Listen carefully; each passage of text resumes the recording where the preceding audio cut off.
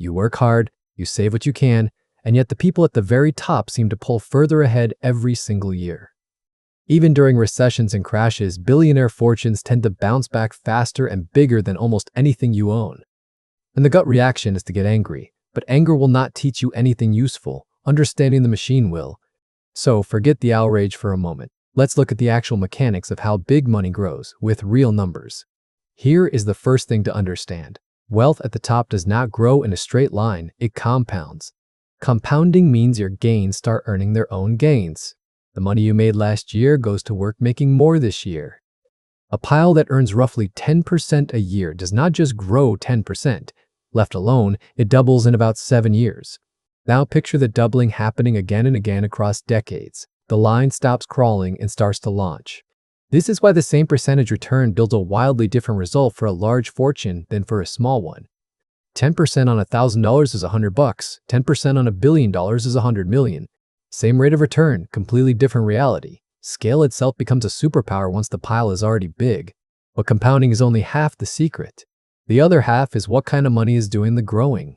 There are really 2 ways to make money in this world. You can sell your time, or you can own things that grow.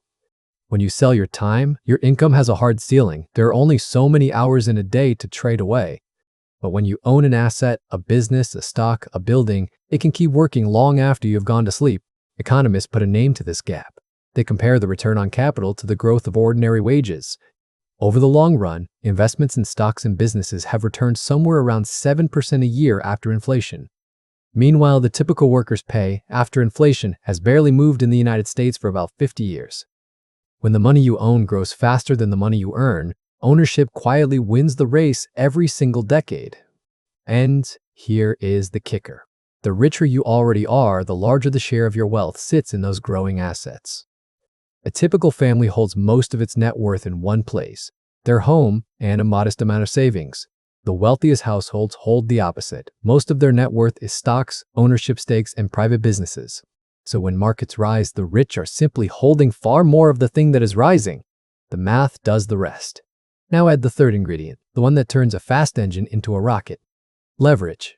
Leverage simply means using borrowed money to control far more than you could with your own cash alone. Picture buying a building with 1 part your money and 4 parts the bank's. If that building gains value, you keep the full gain. Your money did the heavy lifting on paper, but the returns landed entirely in your pocket. That is leverage working for you. The wealthy borrow at low rates against assets they already own, then invest that borrowed money into more assets. There is even a quiet move where they borrow against their stocks for cash instead of selling to legally defer taxes. Stack it all together. Compounding, ownership, and leverage feed each other in a loop that gets stronger over time. Assets grow. That growth lets them borrow more. The borrowing buys more assets, and the whole wheel spins faster. Now you can see why the gap widens. It is not one trick, it is several advantages quietly multiplying together. And policy often tilts the field further. In many places, money earned from owning assets is taxed lighter than money earned from work. Add inflation, which slowly erodes cash and wages but tends to lift the value of homes, stocks, and businesses. If you mostly hold assets, inflation is a tailwind. If you mostly hold a paycheck, it is a quiet headwind. So the system is not magic and it is not luck. It is compounding, ownership, and leverage, all pointed in the same direction. Now, here is the part that actually matters for you. Because every one of those levers is available to you too, just smaller. You will not match a billionaire's scale. That is fine. The goal is to move yourself from the wage side to the owning side.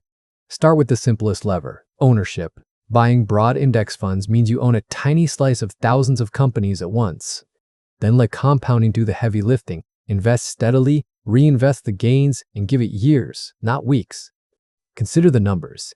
$200 a month at around 7% can grow past $200,000 over 30 years.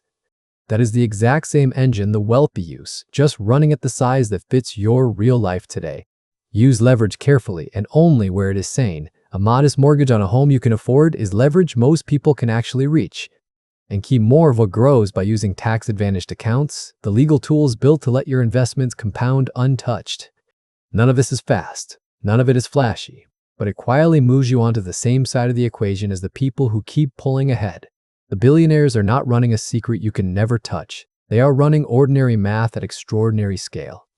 And once you understand the math, you can start today to point those same forces in your own direction. That is exactly what we do here. We hand you the cheat sheet to the money machine. This is Brainonomics,